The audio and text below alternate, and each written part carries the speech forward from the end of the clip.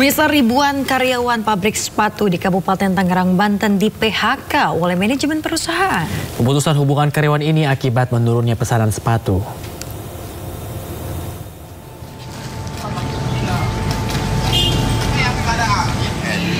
Dua perusahaan besar yang bekerja sama dengan brand sepatu ternama dunia melakukan pemutusan hubungan kerja ribuan karyawannya. Pemutusan hubungan kerja mulai pekan ini. Lebih dari 200 karyawan bagian perakitan mulai terdampak PHK.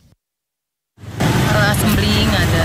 Pokoknya yang lainnya off aja. Dan off ya. Untuk produksi ada pengurangan nggak sih, Mbak? Pengurangan orang sama produksi pengurangan juga? Pengurangan orang. Oh, sekitar berapa persen sih, Mbak, untuk pengurangan? Itu? Kalau itu kurang tahu juga ya. Dinas Tenaga Kerja dan Transmigrasi Provinsi Banten menyampaikan bahwa PT Adis Dimension Footwear telah mem-PHK 1.500 karyawan dan PT Victory Cinlu memproses PHK 2.000 karyawannya.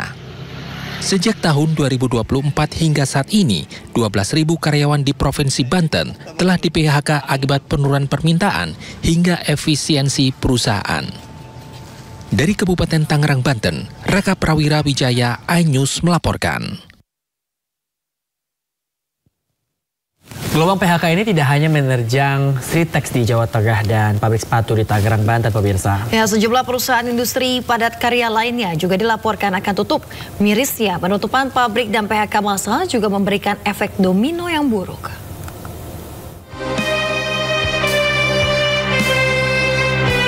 Ancaman gelombang PHK menghantui tenaga kerja Indonesia. Terbaru yakni Sritex, produsen tekstil terbesar se-Asia Tenggara yang telah berdiri lebih dari 5 dekade ini, tutup per 1 Maret 2025 usai dinyatakan pilot. Dengan berhentinya operasional pabrik, perusahaan terpaksa memutus hubungan kerja dengan lebih dari 10.000 pekerjanya. Namun, rupanya badai PHK massal khususnya di industri padat karya belum akan berhenti. Hingga akhir tahun ini diprediksi sejumlah perusahaan lain memutuskan untuk melakukan PHK massal. PT Yamaha Music Produk Asia di Bekasi dan PT Yamaha Indonesia di Pulau Gadung akan menutup operasionalnya secara bertahap. Yamaha Music yang mempekerjakan sekitar 400 karyawan direncanakan tutup akhir Maret 2025. Sementara Yamaha Indonesia dengan sekitar 700 karyawan akan tutup pada akhir Desember 2025. Keputusan ini diambil karena menurunnya permintaan produk. PT Sanken Indonesia akan menutup operasionalnya pada Juni 2025 dan menyebabkan PHK terhadap 457 karyawan. Penutupan disebabkan karena induk perusahaan di Jepang mengalihkan fokus bisnis mereka. Presiden Konfederasi Serikat Pekerja Indonesia Said Iqbal menyebut penutupan industri padat karya seperti Sritex memiliki efek domino yang amat besar. PHK yang dilakukan di Sritex itu tidak hanya di Sritex, tapi dia ada anak perusahaan Sritex, ada juga supplier-supplier, termasuk pedagang kecil. Itu laporan yang kami terima bisa mencapai ratusan ribu buruh yang terancam kehilangan pendapatan dan tidak akan punya pekerjaan dan menjelang lebaran.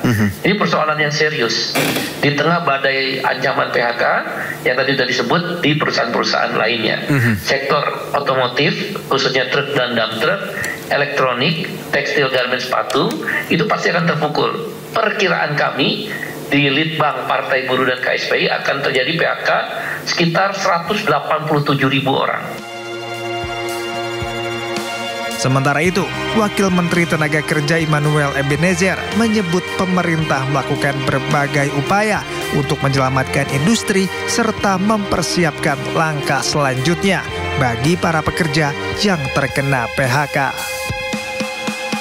Ketika kawan-kawan buruh ingin beralih profesi, kita menyiapkan BLK-BLK kita untuk melatih kawan-kawan buruh yang ingin beralih profesi. Jadi kita negara tidak akan diam dengan realita atau kejadian seperti ini, karena ini kan kejadian ini sangat emosional ya, kita prihatin sekali. Tapi kan negara sekali lagi harus rasional melihat hal ini.